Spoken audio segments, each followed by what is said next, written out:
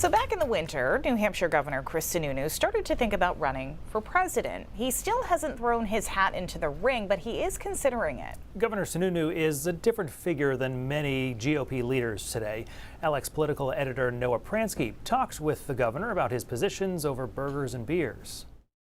A potential run for the White House. Where are you at the process? I know I probably have to make a decision this summer. I'm not overthinking it. You haven't done the bumper stickers yet. No, the bumper stickers aren't out yet. Well, I've got some ideas for you. Okay. I'm sure you've thought about the way your name could play out. Have you considered Sununu for you?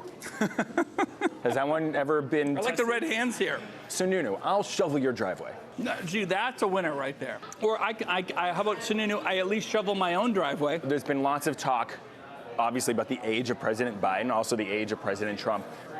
Have you considered a play on New Hampshire's moniker, Sununu, the not-so-old man of the mountain? I like that one. That's more me than anything. This is my campaign sign, as you know. This is my colors and everything. The not-so-old man of the mountain. New Hampshire Governor Chris Sununu is having fun. He's exploring a possible run in the Republican presidential primary. He's enjoying some good burgers and some good brews.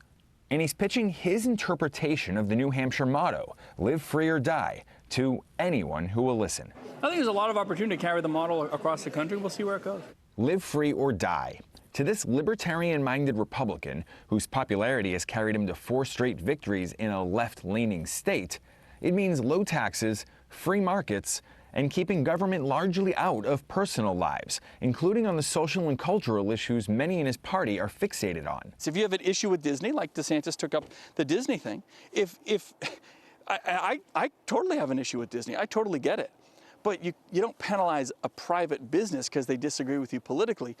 Culture wars are not solved by the government. Culture war should not be a cornerstone of a presidential campaign to you? Oh, goodness, no. Oh, a cornerstone? Oh, no, no, no. You have to be willing to talk about it, understand it, and how it impacts people's lives and lead on it. But you have to make sure the empowerment happens at that local level. He's a Republican who opposes most restrictions on abortions, as well as most restrictions on guns. He recognizes climate change, but wants to only slowly transition to renewables. In many ways, Sununu's really well positioned for a general election, with no clear path through the primaries. I think we've gotten some pretty extraordinary results with a very everyday approach. And it's exactly what the country's looking for now. So a lot of folks have asked me to think about running nationally, and we are. Noah Pransky with that report tonight. Now, recent comments from Sununu about other Republicans thinking about the White House. He thinks a criminal indictment of former President Donald Trump would garner Trump some sympathy, but he says he doesn't see how Florida Governor Ron DeSantis makes inroads in a state like New Hampshire.